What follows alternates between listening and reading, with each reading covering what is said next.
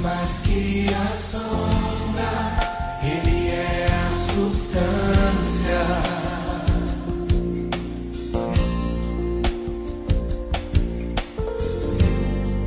Mais que a lei e os profetas, Ele é a nova aliança.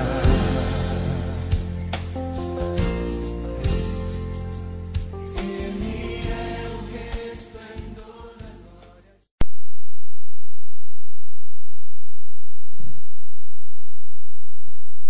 Vamos ler nossas Bíblias em Êxodo capítulo 25, a partir do verso 17. Êxodo capítulo 25, verso 17.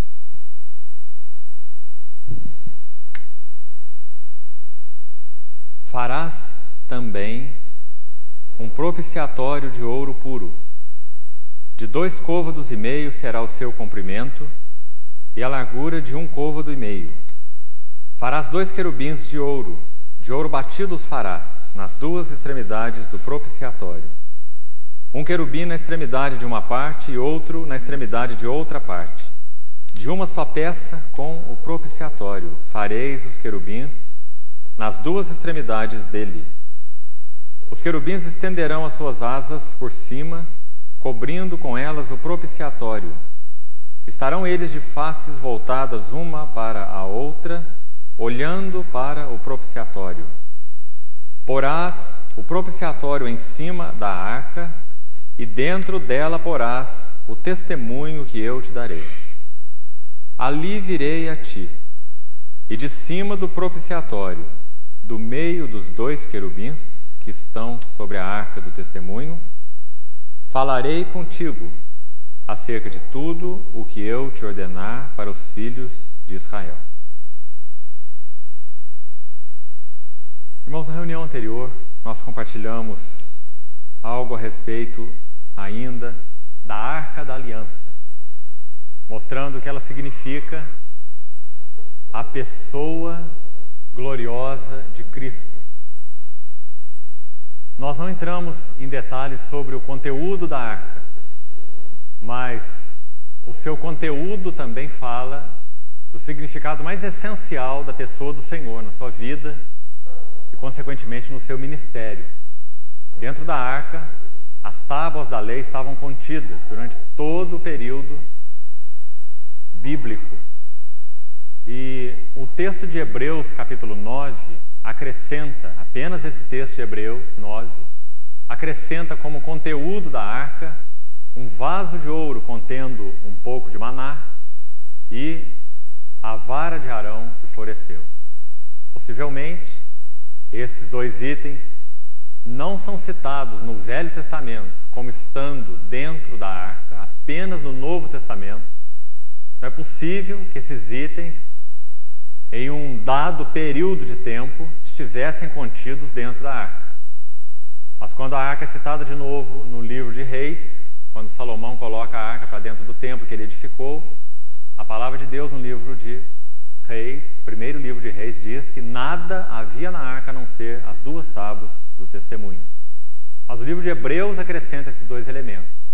Então, se ajuntarmos as narrativas, nós vamos ver que as tábuas da aliança, como é claro, nítido, falam do testemunho de Deus. O Senhor Jesus é chamado de a fiel testemunha. Quem tem o Filho tem o testemunho, porque o Filho é o testemunho de Deus. Então, as tábuas da lei, no interior da arca, tipificam Cristo como aquele que tem a lei de Deus no seu coração. Lembra o que o capítulo 10 de Hebreus diz sobre ele? Citando o Velho Testamento, os Salmos, diz que no seu coração a lei do seu Deus habita, a lei do seu Deus está. E toda a alegria do coração do Senhor Jesus como servo, filho, era satisfazer a vontade de Deus. Dentro em meu coração, ó Deus, está a tua lei. Então essa foi a realidade a respeito da pessoa perfeita do Senhor, que foi obediente ao Senhor até a morte e morte de cruz. Também com relação ao maná, ao vaso de ouro contendo maná, para concluirmos essas considerações sobre a arca, o vaso de maná é um símbolo claro na palavra de Deus, interpretado pelo próprio Espírito Santo no Evangelho de João, no capítulo 6, como sendo uma figura do próprio Filho, como verdadeiro pão que desce do céu para dar vida ao mundo. Então, aquele pote de ouro contendo um pouco de maná, que o livro de Hebreus, capítulo 9, registra que estava dentro da arca, fala do Senhor Jesus como nosso pão eterno, pão que dá vida ao mundo, pão que desce do céu, pão diante do qual aquele, então, que se alimenta, por ele viverá, como João, capítulo 6, então, interpreta essa simbologia para nós. E ainda a vara de Arão, tem pelo menos 2 significados. A vara de Arão significa soberana eleição, já que o Senhor manda que aqueles homens colocassem aquelas varas perante a tenda da congregação, que o Senhor iria designar, aquelas varas iriam pousar perante ele. Então, no dia seguinte, aquelas varas mortas, claro, cortadas das suas árvores, elas seriam postas diante do Senhor, e na manhã seguinte, a vara que estivesse florescido seria então esse que o Senhor havia escolhido para servir diante dele. E a vara de Arão foi a vara que floresceu. Então fala de soberana eleição. A palavra de Deus também é clara em nos mostrar que o Senhor Jesus é o Filho eleito de Deus. Este é o meu Filho, o meu eleito, a ele ouvi.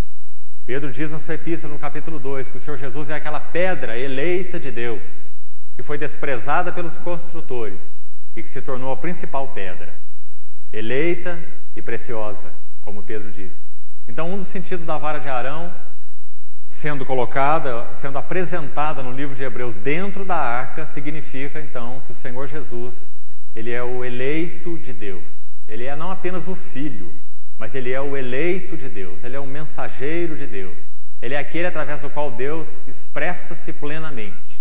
Este é o meu Filho, o meu eleito, a ele ouvi. Essa foi a voz que foi ouvida no Monte da Transfiguração, por aqueles 3 apóstolos. Também a vara de Arão, em último lugar, ela significa o poder da ressurreição. Porque uma vara morta não pode dar fruto. E quando a vara de Arão então floresce, era uma vara de amendoeira. E a amendoeira é a primeira árvore que floresce na primavera naquela região da Palestina. Então, a vara de Arão tendo florescido, uma vara de amendoeira, é um tipo do Senhor Jesus como aquele que é a ressurreição e a vida. Não aquele que nos ressuscitará no último dia apenas, como Marta disse a respeito dele, né? Quando seu irmão Lázaro havia morrido. Mas ele, corrigindo Marta, ele disse: olha, Marta, eu não sou apenas aquele que vai ressuscitar, que vou ressuscitar os meus no último dia.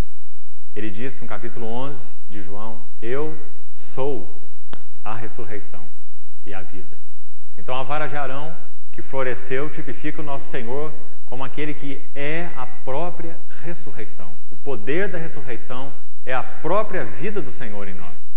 Então esse conteúdo da arca é interessante e também importante, mesmo, como eu disse, que não se faça alusão nem ao pote de ouro com maná e nem à vara de Arão como estando dentro da arca no Velho Testamento, mas somente no Novo Testamento. Mas isso na verdade não importa muito, porque nós temos a palavra de Deus tanto no Velho quanto no Novo Testamento, né? Então, com isso, nós concluímos rapidamente a sessão sobre a Arca da Aliança. E hoje vamos entrar com relação, então, ao propiciatório, essa tampa, esse assento. Por um lado, o propiciatório era a tampa da Arca da Aliança. Por outro lado, o propiciatório era um assento de misericórdia. Era aquele lugar próprio onde uma vez por ano o sumo sacerdote entraria para então derramar ali o sangue do sacrifício, como sendo aquele sangue expiador, aquele sangue que representava, sangue do Cordeiro, que representava o Senhor Jesus como nossa expiação, como nossa redenção. Essas palavras propiciação ou expiação, elas são intercambiáveis, elas têm o mesmo sentido. Propiciar ou expiar significa a mesma coisa. Literalmente falando, significa tirar a culpa, remover a culpa. Expiar ou propiciar significa também o sentido análogo seria tornar-se favorável a alguém.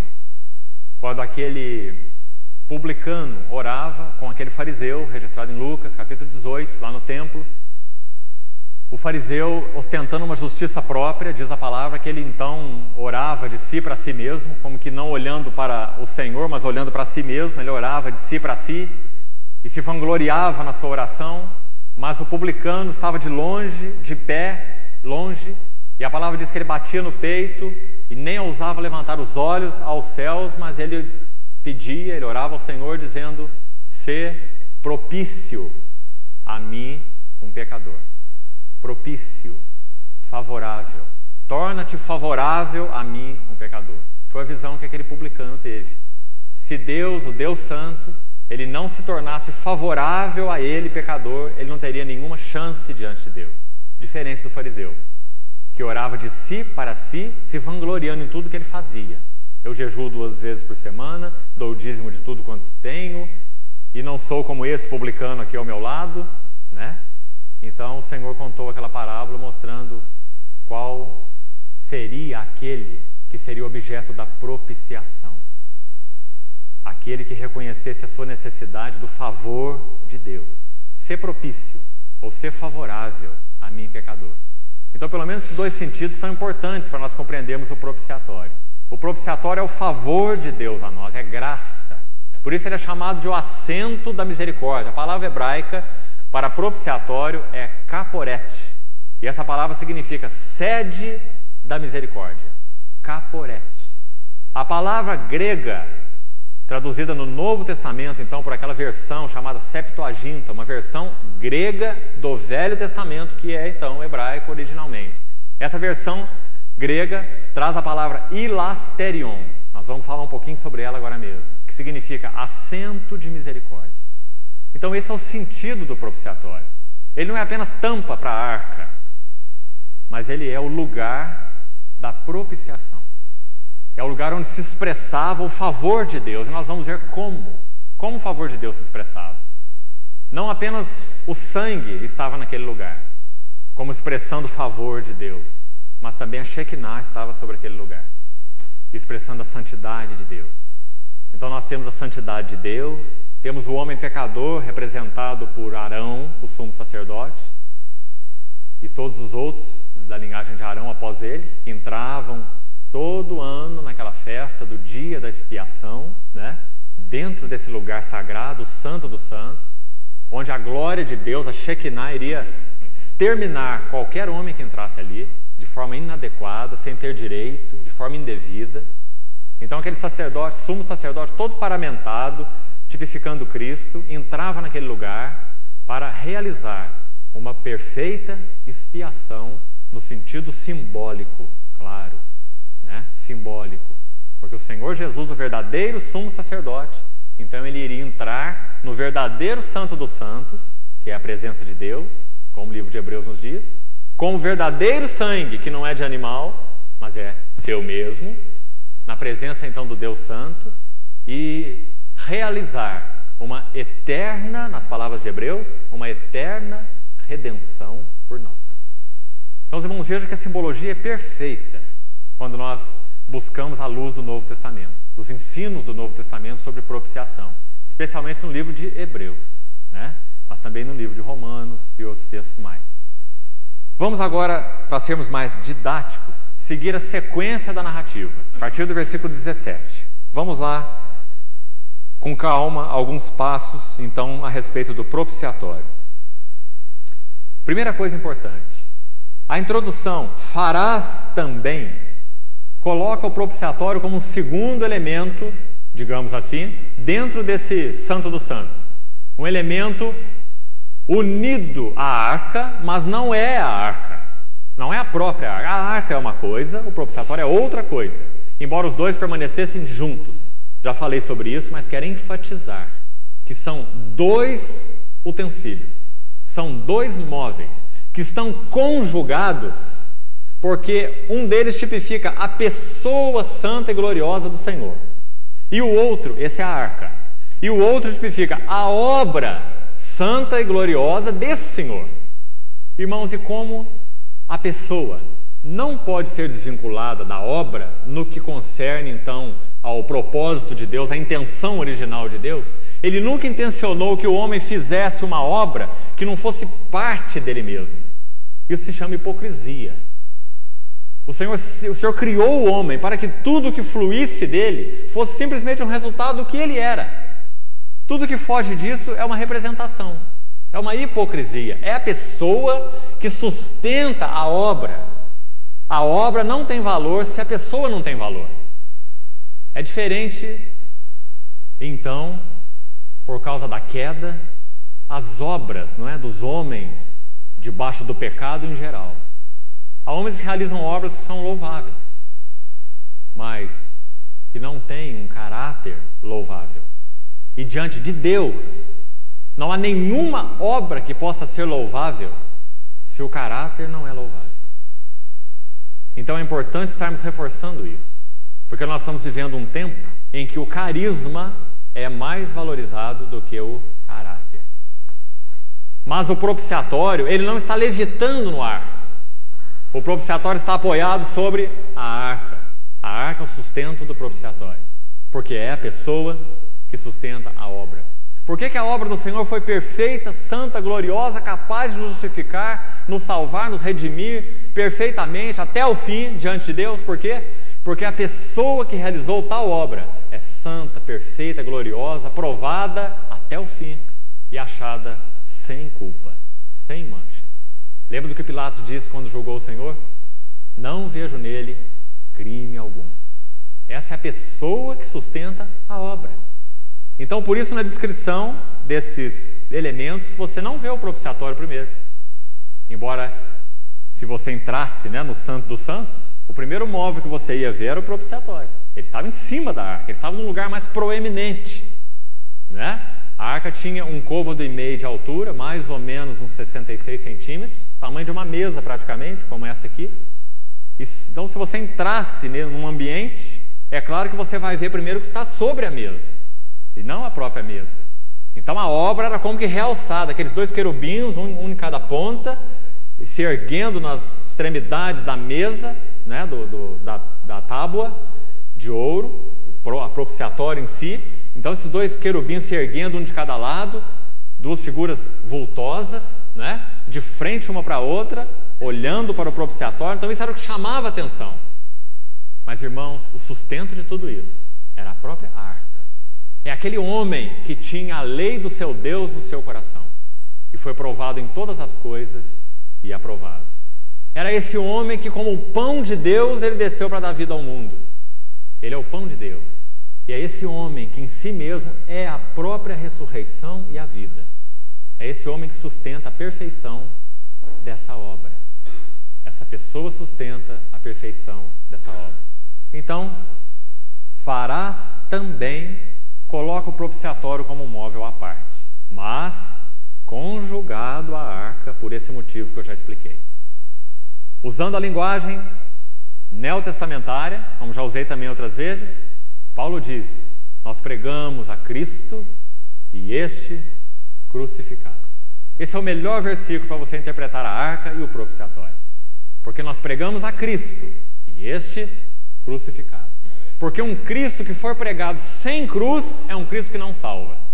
Um Cristo perfeito, Verbo eterno, Filho de Deus, Criador de todas as coisas, sustentador de todas as coisas, aquele que dirige providencialmente tudo que ele criou, mas não salva, a não ser que haja a cruz do Calvário.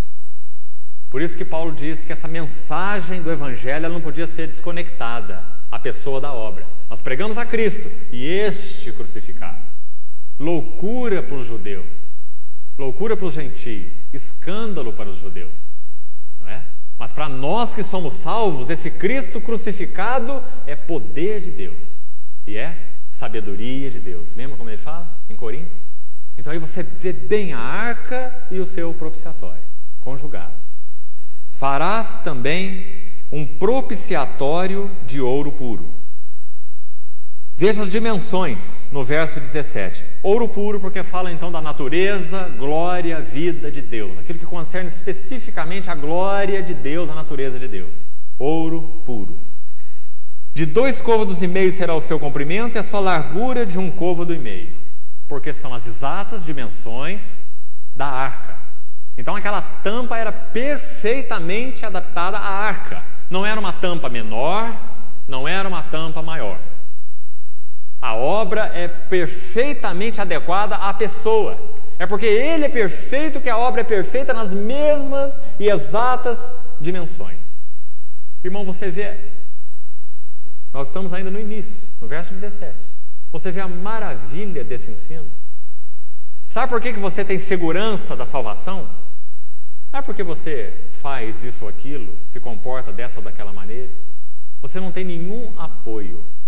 Toda a segurança da sua salvação está no fato de que a pessoa que sustenta essa obra, ela é tão perfeita e idônea para essa obra que... Na figura simbólica aí, esses 2 móveis foram então justapostos.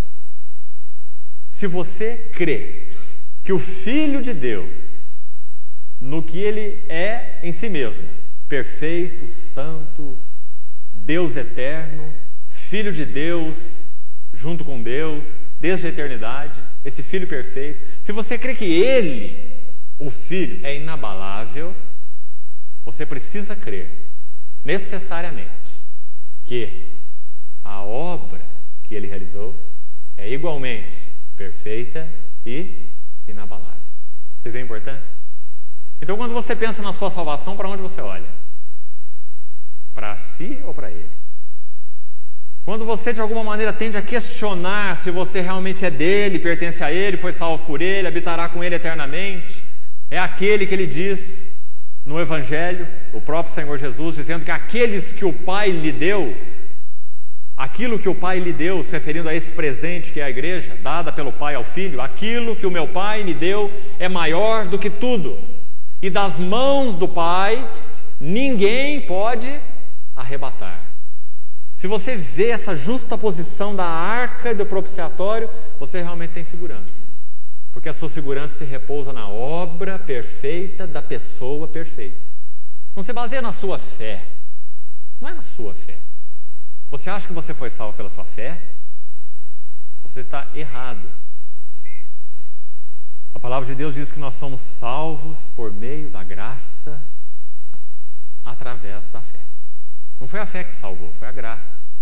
E essa graça gerou em você capacidade e condição para crer na perfeita obra consumada do Filho.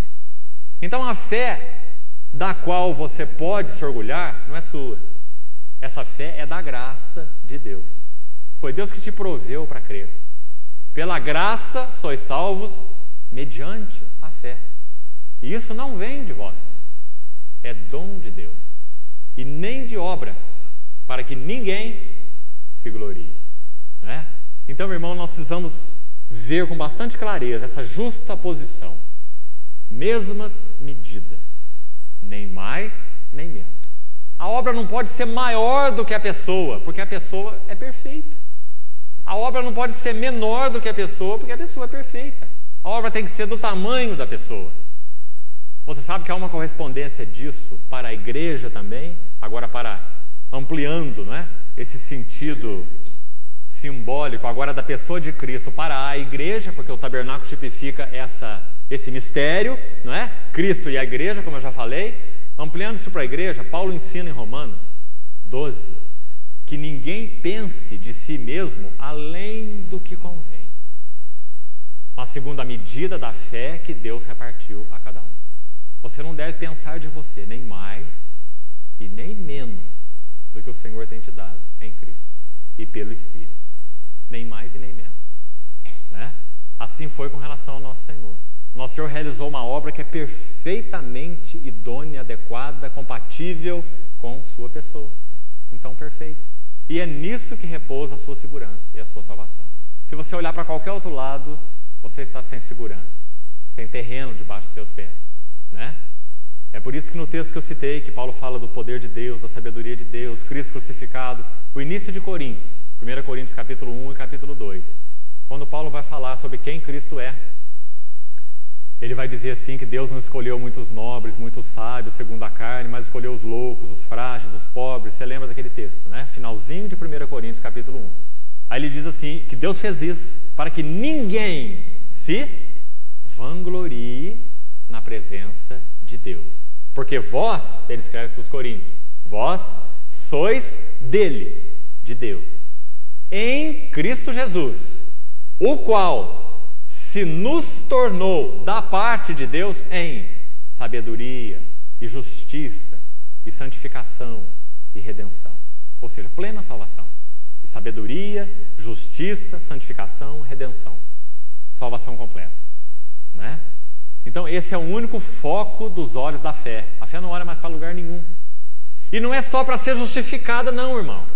Não é só para você ter paz na tua consciência de que você é um filho de Deus. De que você não é alguém que está tentando ser um filho de Deus. Irmão, isso não existe. Isso é ideia religiosa, hipócrita. Não existe forma de se tentar ser um filho de Deus. Isso é caminho da religião.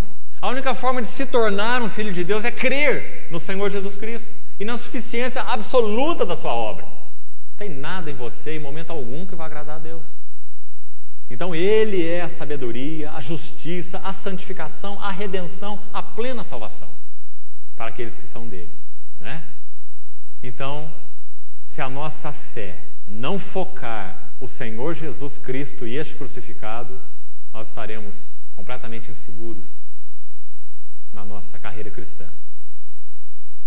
Então o verso 17 descreve essas medidas do propiciatório que eu queria que os irmãos atentassem o valor e a importância disso. Claro que não foi aleatório, não é? Medidas justapostas, a obra justaposta à pessoa. Agora, irmãos, nós precisamos comentar um pouquinho dessa palavra rica, propiciatório, e as suas raízes originais. Eu quero mostrar para os irmãos textos do Novo Testamento, e eu vou devagarzinho aqui, até onde pudermos ir nessa noite. Na próxima vez nós prosseguimos, não vai dar para abordar tudo hoje. E eu quero ir calmamente nos textos do Novo Testamento, que vão mostrar para nós a maravilha, a beleza, a profundidade do significado dessa palavrinha, propiciação. Para efeito de dar uma luz didática aos irmãos, eu vou fazer um resumo antes de começar a explicar. Irmãos, a propiciação, ela é explicada na palavra de Deus contendo 3 aspectos, que são um quadro fundamental para o nosso entendimento. Então, primeiro vamos compreender assim, olha.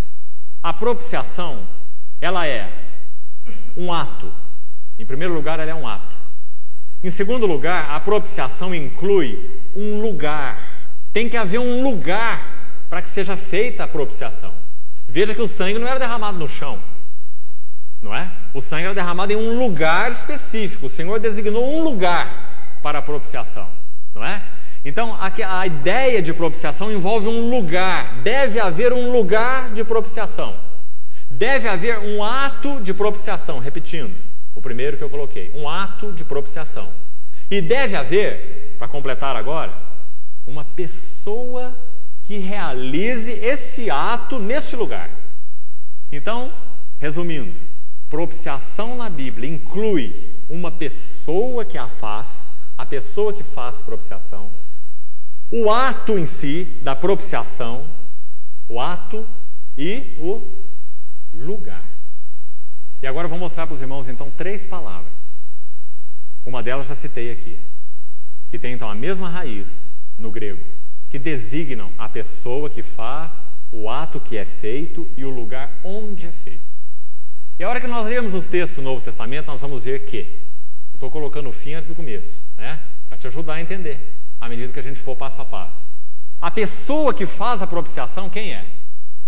Quem é a pessoa que faz a propiciação? O Senhor Jesus, né?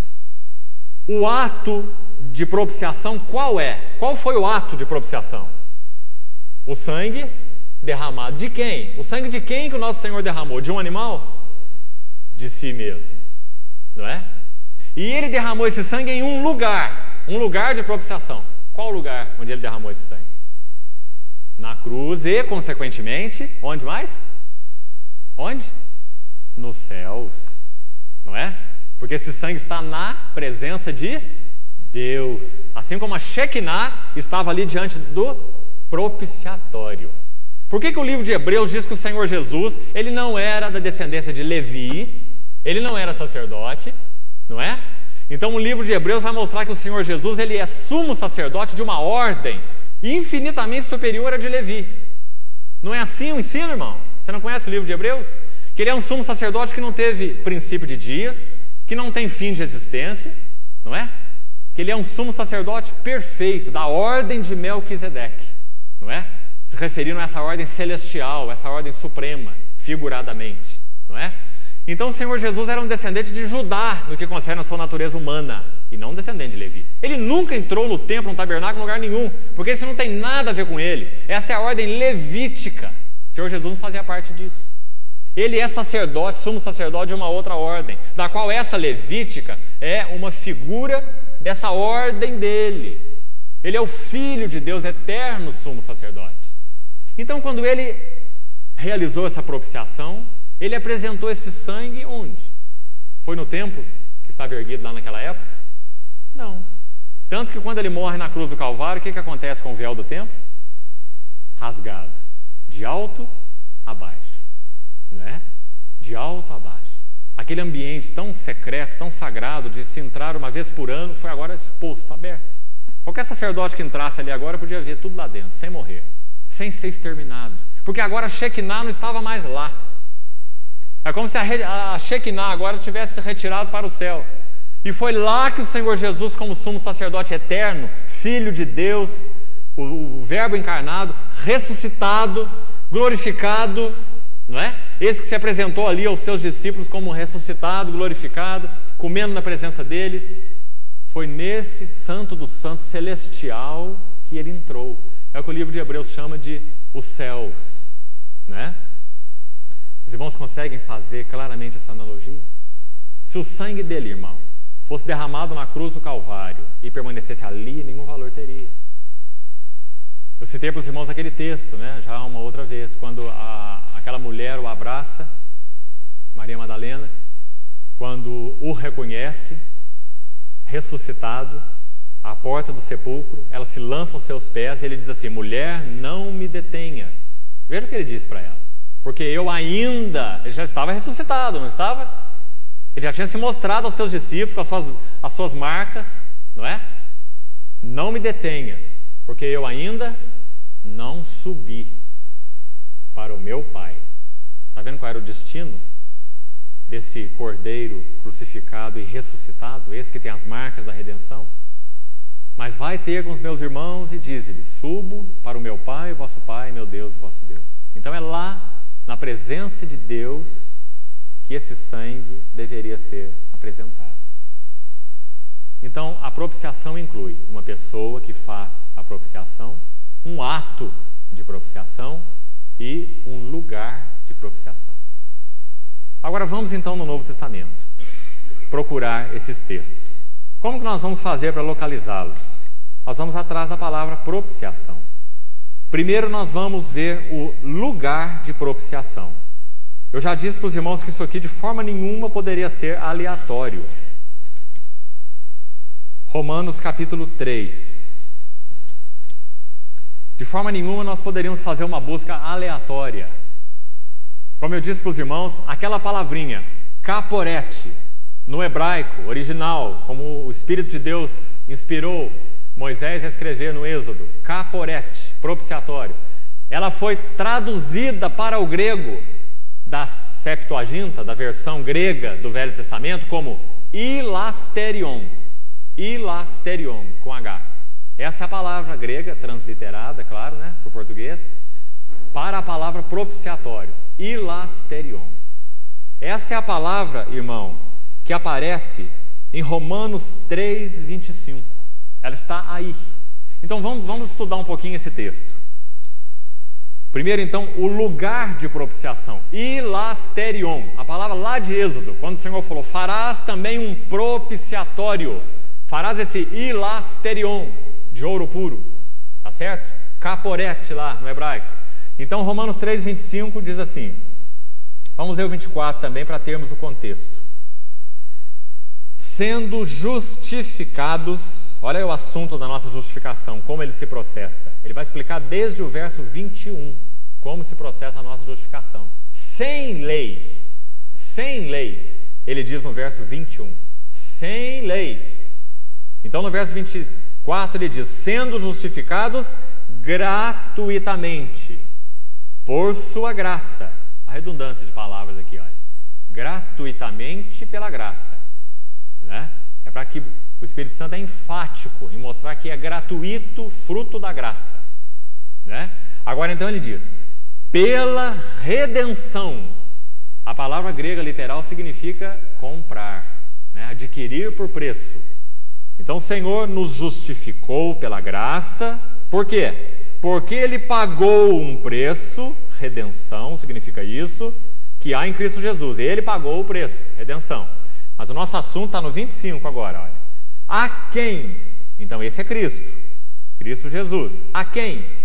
Deus propôs no seu sangue como hilasterion. É a palavra grega. Ou seja, lugar de propiciação. Ponto de encontro. Sabe qual é o ponto de encontro entre Deus e o homem? Jesus Cristo, homem. Lembra o que Paulo disse em 1 Timóteo, capítulo 2, versículo 5? Porque há um só Deus e um só mediador entre Deus do lado de cá e os homens do lado de cá. Quem é? Cristo Jesus, homem. Ele é o hilasterion, ele é o lugar de encontro, ele é o assento da misericórdia, a sede da misericórdia. Né? Então essa é a palavrinha que aparece lá em Êxodo, trazida para o grego. Então, né, como eu já expliquei, hilasterion, no seu sangue como propiciação, mediante a fé. Você vê que a graça vem antes da fé. Pela graça sois salvos mediante a fé. Primeiro a graça, lá no verso 24, depois a fé no versículo 25. Está vendo, irmão? Você não é salvo porque você crê, você é salvo porque você teve a graça de crer. Né? O Senhor gerou em você, pela sua palavra e pelo seu espírito, fé no seu coração. Fé não é um dom humano, fé não é um potencial humano. O homem não tem potencial para crer. A fé tem que ser gerada pela ação soberana do Espírito de Deus, que vivifica a palavra de Deus e que gera fé no espírito morto do homem decaído. Então, versículo 25 diz que Deus propôs no seu sangue como o lugar de encontro, propiciação, sede de misericórdia. Essa palavrinha hilasterion, tão rica. Agora, a palavra anterior a ela, versículo 25. Vamos manter nossa mente que nós estamos primeiro no lugar. Eu comecei pelo lugar de propiciação. Esse hilasterion. Não estou falando ainda do ato e nem da pessoa. Estou pensando no lugar ainda. Esse lugar de propiciação é o próprio Cristo Jesus. Porque o verso 24 diz que em Cristo Jesus, Deus propôs no seu sangue um lugar de propiciação. Seria aí uma forma de você traduzir isso aí literalmente. Né? Se você ler de trás para frente aí, ó, você vai chegar a essa conclusão. Né? O Senhor Jesus foi quem Deus propôs por causa do seu sangue como o lugar de encontro, o assento da misericórdia, o lugar da propiciação. Hilasterion. Está vendo que clareza? A palavrinha anterior vai nos ajudar um pouquinho mais. Verso 25. Queria te ajudar com essa palavra aí. Propôs. No original, significa exibiu, exibir. Muito bonito, muito interessante. Sabe por quê? Lá no Velho Testamento, o propiciatório não era exibido de forma nenhuma. O propiciatório era um lugar oculto, não era? Era um lugar onde só o sumo sacerdote contemplava uma vez por ano. Era um lugar retirado demais, irmão. Imagina o povo com milhões de pessoas. Um deles, no meio de milhões, ser convidado para se apresentar diante da presença de Deus, mas só uma vez por ano. E tem irmãos santos, claro, do Novo Testamento, que acham que seria um privilégio viver naquele tempo do Velho Testamento, para ver maná caindo do céu, Mar Vermelho abrindo, Rio Jordão também, água da rocha. Acho que seria um privilégio. não é? Não tem privilégio nenhum nisso, irmão, porque essas são coisas exteriores. O privilégio é nosso, de ter Deus em Cristo pelo Espírito morando em nós, residindo em nós. Um Deus com o qual você não pede licença para ter comunhão, mas você tem a base do sangue para ter comunhão, até quando peca. Você confessa a Ele os seus pecados. Você tem o poder da sua vida ressurreta para te dar uma nova vida, não é? Isso é privilégio, o privilégio da nova aliança. Os homens de Deus compreendiam isso com tanta clareza, né? Principalmente os autores do Novo Testamento. Eles diziam assim, olha, Paulo escrevendo aos Coríntios e outros lugares mais, era como se ele quisesse abrir uma cortina na mente, no espírito, no coração daqueles irmãos. Ele dizia assim, olha, ele fazia perguntas. Ele dizia assim, vocês não sabem? Como que ele diz, mas isso é um absurdo, porque vocês são o povo da nova aliança. Então ele diz assim, acaso não sabeis que os vossos corpos são santuário? Tá vendo o Santo dos Santos aí? Então ele pergunta, ele fala, mas vocês não sabem que os vossos corpos são santuário do Espírito do Deus vivente? E que ele disse, eu habitarei e andarei entre eles. Então como que vocês podem ir em templo de ídolos? Não é? Como que vocês podem corromper os seus corpos, entregando seus corpos à imoralidade, como ele escreve aos Coríntios? Mas não sabeis que o santuário de Deus, que sois vós, é sagrado? E que se alguém destruir o santuário de Deus, Deus o destruirá? Então, olha, irmãos, o Espírito Santo, por meio de Paulo, como que tentando rasgar um véu no entendimento da igreja, para que a igreja visse que hoje nós somos o Santo dos Santos. Deus em Cristo nos fez o lugar da sua habitação. Essa Shekinah hoje está em nós. O Deus vivo habita em nós. Não é um pedaço de Deus, uma parte de Deus, é o próprio Deus, Espírito Santo, habita em nós. O problema não é esse. O problema é nós sermos tão pouco sensíveis a Ele. O problema é nosso frequente entristecer esse Espírito. O nosso problema é não andar segundo esse Espírito. O nosso problema é magoar esse Espírito. O nosso problema é apagar esse Espírito, não é? Mas isso não muda o fato. O Espírito do Deus vivente habita em todo aquele que pertence verdadeiramente ao Senhor Jesus, né? Esse é o significado da palavrinha propôs, exibiu. Se lá no Velho Testamento era um cantinho escuro, fechado, que um homem só entrava uma vez por ano, ou seja, era uma porcentagem irrisória do povo que podia ter comunhão com esse Deus que eles adoravam, mas adoravam de longe, só de longe, não é? Lá dentro não tinha jeito, era um homem só e só uma vez por ano, não era para ficar passeando lá dentro também não. Tinha o jeito certo, tinha o dia certo, tinha tudo certo para entrar lá. Se Arão se aventurasse a entrar em outro momento naquele lugar, ele também seria fulminado, porque não era o dia, não era a hora, não era a maneira, não é? Irmãos, isso é comunhão insignificante perto do que nós temos hoje, não é? Então, quando Paulo, pelo Espírito Santo, aí em Romanos, usa essa maravilhosa palavra, estou explicando tudo isso para chegar aí, quando ele usa a expressão, verso 25, a quem Deus propôs, leia então assim, olha, a quem Deus exibiu, que palavra linda agora, né? A quem Deus exibiu. Lá no Velho Testamento então não tinha nada exibido, tudo lacrado, fechado, para se entrar uma vez ao ano, mas agora em Cristo, Deus exibiu. O sangue de Cristo foi exibido no Calvário.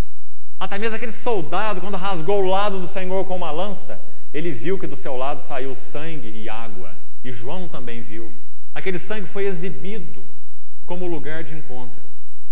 Por isso o chamado do Evangelho hoje é esse. Quem quiser, venha e beba de graça da água da vida. Porque Deus exibiu o sangue do Senhor como lugar de propiciação. Irmão, será que tem alguma coisa mais gloriosa do que isso? Para nós, povo da nova aliança? Esse sangue exibido publicamente? Então esse é o lugar de propiciação. Hilasterion. Essa palavrinha aparece em Hebreus capítulo 9 também, verso 5, só para você comparar. Nós não vamos tirar lições de lá, porque não é o caso. Ali no caso, no texto de Hebreus 9, faz apenas uma citação dos elementos, dos móveis do tabernáculo. Hebreus 9, 5.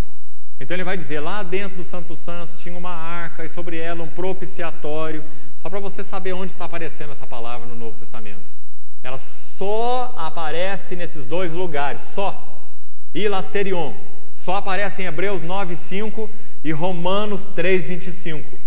Então se você tiver alguma dúvida se o sentido dessa palavra aí é aquele mesmo lá que tem como pano de fundo o livro de Êxodo, o Velho Testamento, então agora você não tem dúvida nenhuma. Porque o Espírito Santo usou a palavra hilasterion aqui em Romanos 3:25 e usou a mesma palavra em Hebreus 9:5. E se você abrir aí sua Bíblia, Hebreus 9:5, você vai ver que o que está sendo falado é exatamente o móvel chamado propiciatório. Tá certo? Então você tem que juntar as duas, é a mesma palavra, hilasterion. Lá em Hebreus, o móvel literal, Hebreus está citando o Velho Testamento, né? Agora em Romanos 3 não, em Romanos 3 é a interpretação do Espírito Santo, não é só uma citação, ele está interpretando que aquele hilasterion é o lugar onde Deus exibiu a sua graça justificadora. Ele exibiu porque o sangue de Cristo foi derramado publicamente na cruz do Calvário. Linda expressão, né? Deus propôs no seu sangue. Então esse é o significado de hilasterion, o lugar de propiciação. Vamos para o segundo ponto.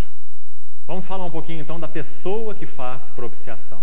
Irmão, o verbo agora tem a mesma raiz. Começa com H também, agora vem então uma outra terminação, um outro sufixo no grego, que é um verbo, vai falar de uma ação que está sendo feita então, né?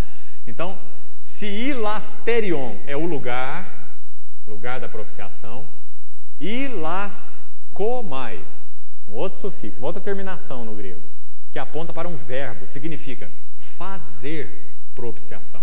Hilaskomai. Quero mostrar para os irmãos onde ela aparece no Novo Testamento, para nós interpretarmos bem esse propiciatório, né? Para termos a figura completa. O lugar, a pessoa que faz esse ato e o ato em si. Tá certo?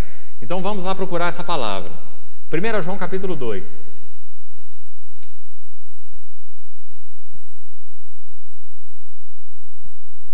João capítulo 2.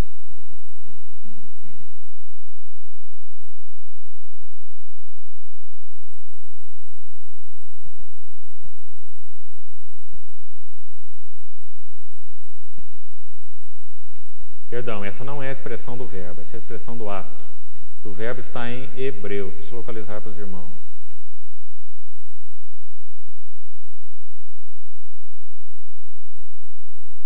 Hebreus 2,17. Hebreus 2,17.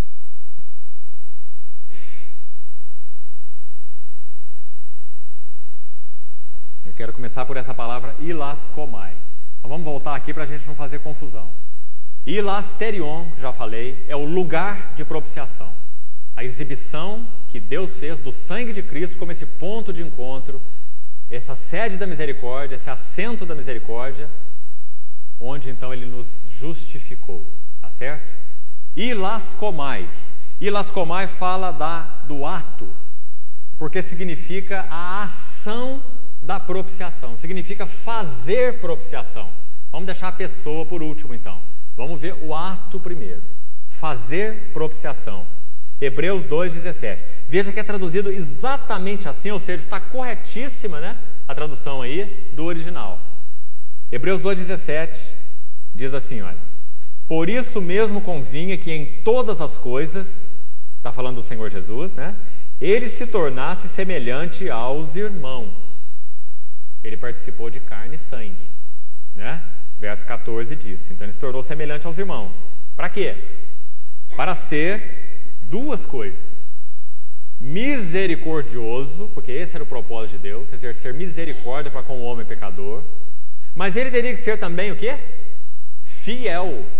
Porque se o Senhor Jesus, o verbo encarnado, homem, não fosse um homem encarnado, um homem fiel em todas as coisas no que concerne a obediência a Deus e à lei de Deus, ele não poderia ser misericordioso. Você fala, mas o misericordioso aqui está vindo na frente do fiel. livro de Hebreus faz algumas vezes isso, muito interessante. Mas se você for ver a descrição a partir do capítulo 3, você vai ver que dos versículos de 1 a 6, primeiro ele fala do Senhor Jesus sendo fiel. Olha a ordem. Quando ele fala do sumo sacerdote no verso 17, ele diz misericordioso primeiro e fiel. Mas quando ele começa a descrever, por isso, santos irmãos que participais da vocação celestial, considerai atentamente o apóstolo e sumo sacerdote, acompanha aí, da nossa confissão. Quem é? Jesus. Agora o que diz o verso 2? O qual é? Está vendo? Porque se ele não é fiel, ele não pode ser misericordioso. Primeiro ele tem que ser obediente até a morte e morte de cruz, provado e aprovado, senão ele não pode salvar ninguém. Então, primeiro fiel em toda a casa de Deus. Ele compara com Moisés e fala, Moisés foi fiel em toda a casa de Deus como servo, mas Cristo é fiel como filho sobre a sua casa. Olha que linguagem bonita. E só lá no capítulo 4, verso 16, é que ele vai falar que esse filho é misericordioso. O livro de Hebreus é uma sequência. Lá no 4,16 ele diz, acheguemos, portanto, junto ao trono da graça para acharmos misericórdia e graça para socorro em ocasião oportuna. Está vendo que interessante? Primeiro fiel e depois misericordioso, né? Então, esse Senhor misericordioso e fiel, vamos voltar para Hebreus 2,17. Aqui diz que ele é um sumo sacerdote nas coisas referentes a Deus e, final do verso 17, para fazer propiciação pelos pecados do povo. Traduzido aí, então, bem corretamente, né? Porque a palavra é ilaskomai no verbo, significa fazer propiciação, um ato. Tá certo? Então, irmão, esse ato foi realizado pela pessoa do Senhor Jesus. Como que ele realizou esse ato? Quem que ele ofereceu? O seu próprio sangue. Então vamos procurar mais textos para nos ajudar, lançar mais luz aqui no fazer propiciação. Livro de Hebreus mesmo, por exemplo, para clarear um pouco mais. Veja o capítulo 7. Olha que lindo texto. Hebreus 7, 26 até o 28. Hebreus 7, 26 a 28. Eu vou ler, você preste bem atenção, dentro desse pano de fundo aí da pessoa que faz a propiciação, do próprio lugar de propiciação. Você tem todas as figuras combinadas aí, né? Olha lá. Com efeito, nos convinha um sumo sacerdote assim como este, santo, inculpável, as características da pessoa aí, sem mácula, não está falando nada da obra ainda, está? Então quem que você está vendo aqui primeiro? A arca. Está vendo a arca? A arca, que é o nosso Senhor, é santo, inculpável, sem mácula, separado dos pecadores e feito mais alto do que os céus. Aqui já apontou para a sua ressurreição, né? Aí no verso 27 diz que não tem necessidade, como os, agora plural, lá em cima singular, né? Um sumo sacerdote. E embaixo plural, os sumos sacerdotes. Está pegando agora os levíticos, os da lei. Eram muitos. E eles ofereciam todos os dias sacrifícios. Primeiro por seus próprios pecados, depois pelos do povo. Esse todo dia aqui não era lá no propiciatório. O propiciatório é só uma vez por ano. Esse aqui era o sacrifício diário, né? Porque isto, agora ele volta para Jesus, a realidade, né? Porque isto ele fez, o Senhor Jesus, uma vez por todas, quando a si mesmo se ofereceu. Então tá vendo? Você está vendo aqui uma pessoa fazendo alguma coisa, uma pessoa, eu ainda não falei dela, né? A gente vai chegar daqui a pouco.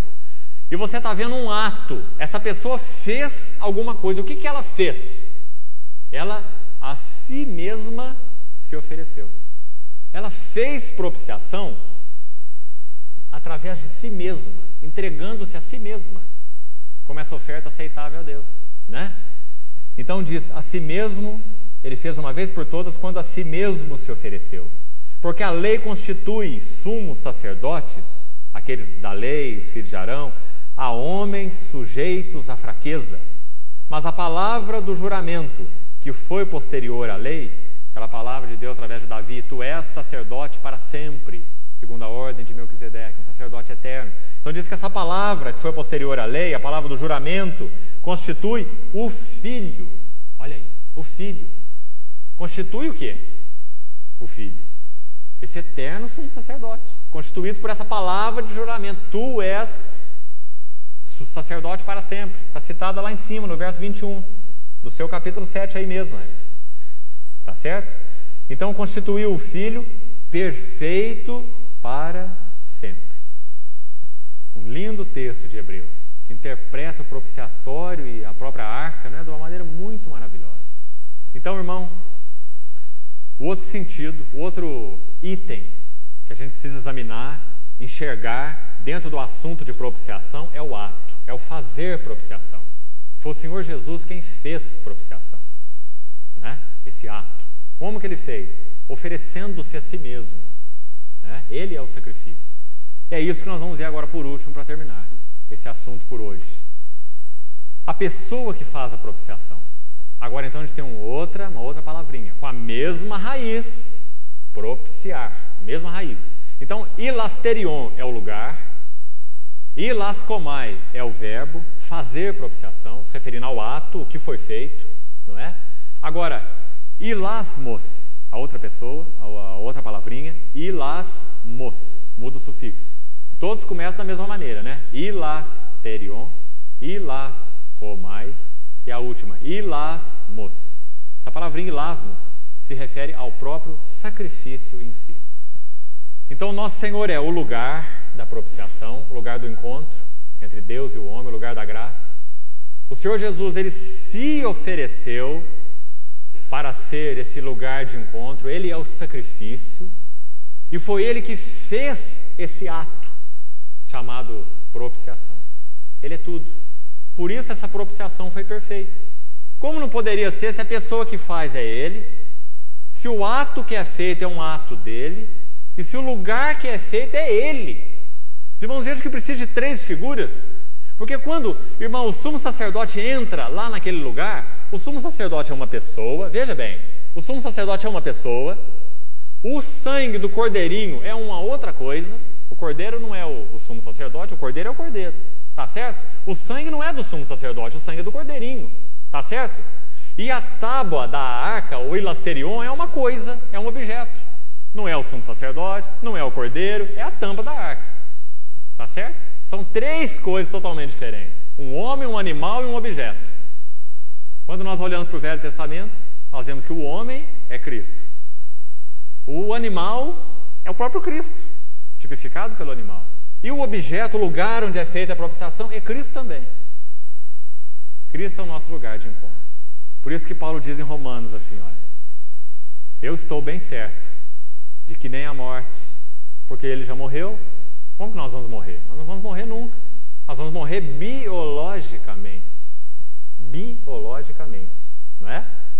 E esse corpo, ele vai experimentar a sua corrupção durante algum tempo. Só durante algum tempo. Porque quando o Senhor Jesus voltar, não importa para onde estejam esses átomos do nosso corpo, ele vai restaurar esse corpo em glória. E você vai poder se identificar como sendo você. Você não vai ser uma outra pessoa, não. Você vai ser você mesmo. Só que glorioso, glorificado, sem pecado, sem corrupção, sem limitação, né? Sem culpa, sem condenação. Mas você vai saber que você é você. Porque ele vai te ressuscitar, né? Então, irmão, Paulo disse, eu estou bem certo de que nem a morte, nem a vida, nem os anjos, nem principados, nem poderes, nem altura, nem profundidade, nem qualquer outra criatura, nem perigo, nem nudez, nem fome, espada, poderá nos separar do amor de Deus que está em Cristo Jesus, o nosso Senhor. Esse em, tá vendo? Fala do propiciatório. Em é onde nós estamos, sendo justificados pela sua graça, pela redenção que há em Cristo Jesus. Foi o que nós vemos lá em Romanos. Em Cristo Jesus é a melhor expressão para definir o que é um cristão. O que é um cristão? É um homem ou uma mulher que estão em Cristo Jesus, e dali ninguém os tira. Ali eles estão salvos, separados, santificados, glorificados, redimidos, aceitos, né? Então nós precisamos de 3 figuras, um homem, um animal e um objeto, para falar do nosso Cristo, por causa do tamanho desse Cristo. A pessoa que fez a obra. O próprio sacrifício é Ele. E então, por causa disso, Ele se tornou o próprio lugar de encontro entre Deus e o homem. Então precisamos de 3 palavras. Vamos ler as últimas para acabar, que a gente está no restinho do tempo. A palavra ilasmos, que se refere então ao sacrifício em si, tipificado pelo animalzinho, o sangue que era derramado lá no ilasterion, né? Tinha sangue lá em cima do propiciatório. Esse sangue era do ilasmos, era do sacrifício, era do cordeirinho. Onde aparece a palavra então ilasmos? 1 João, agora sim, 1 João 2, 1 e 2. Vamos ver bem rápido para a gente terminar.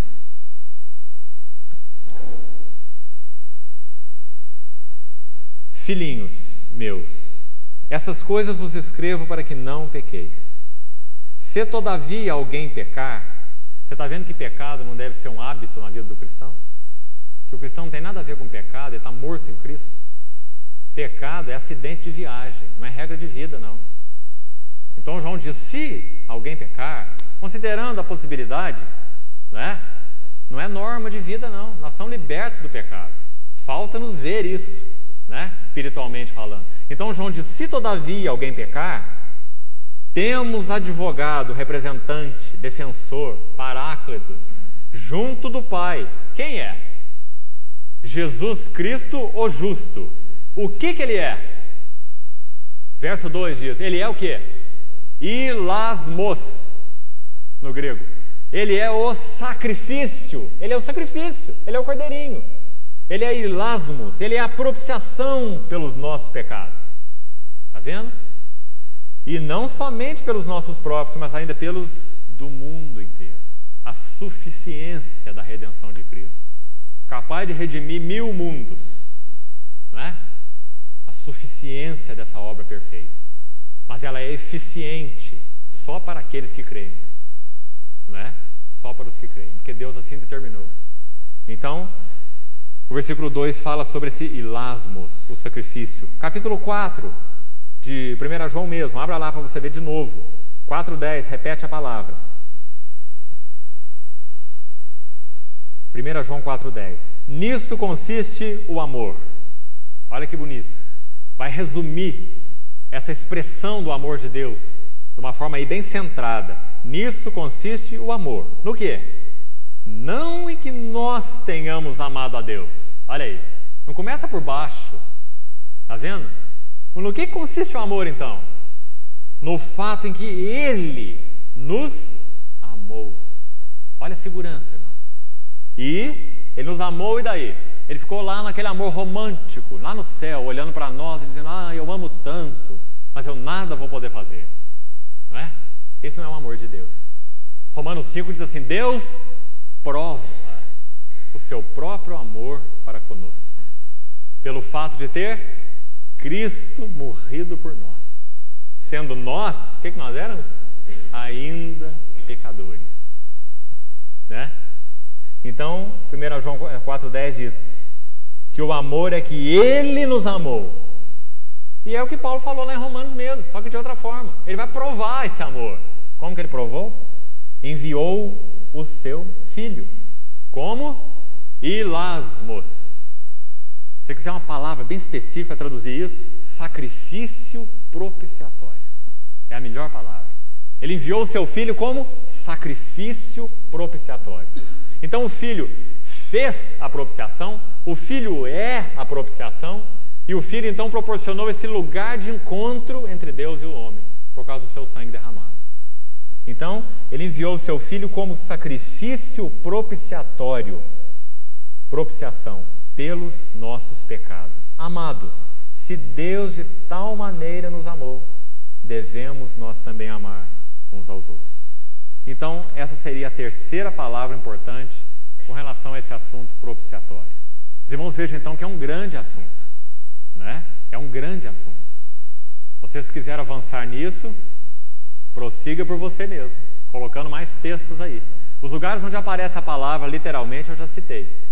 Mas você pode achar textos que vão trazer essa conotação sem usar a palavra específica. Nenhuma dessas 3 palavras gregas que eu citei. Mas que vão encher, né, esse ensino com mais conteúdo. O Senhor Jesus é a pessoa que faz a propiciação. O Senhor Jesus é aquele que fez a propiciação. Ele é que faz o ato. E o Senhor Jesus é o lugar onde a propiciação foi feita. Essas 3 coisas precisam ser guardadas, porque vão mostrar então 3 facetas, né, da mesma obra maravilhosa, completa, única. Por isso o livro de Hebreus, irmãos, repete tantas vezes a expressão uma vez por todas. É uma das expressões chaves de Hebreus. Irmão, porque se uma obra é desse tamanho, qual é a necessidade dela ser repetida? Se é uma obra dessa qualidade, que necessidade teria de acréscimos? Então, quantas vezes o livro de Hebreus diz: ele entrou no Santo dos Santos uma vez por todas, tendo obtido eterna redenção. Jesus redimiu aqueles que são seus uma vez por todas, e agora por esse sacrifício nós somos santificados. Esse uma vez é repetido em Hebreus várias vezes. Uma única vez, é uma das expressões chaves de Hebreus. Então, isso é o que aquele propiciatório tipificava, mas nós ainda não terminamos.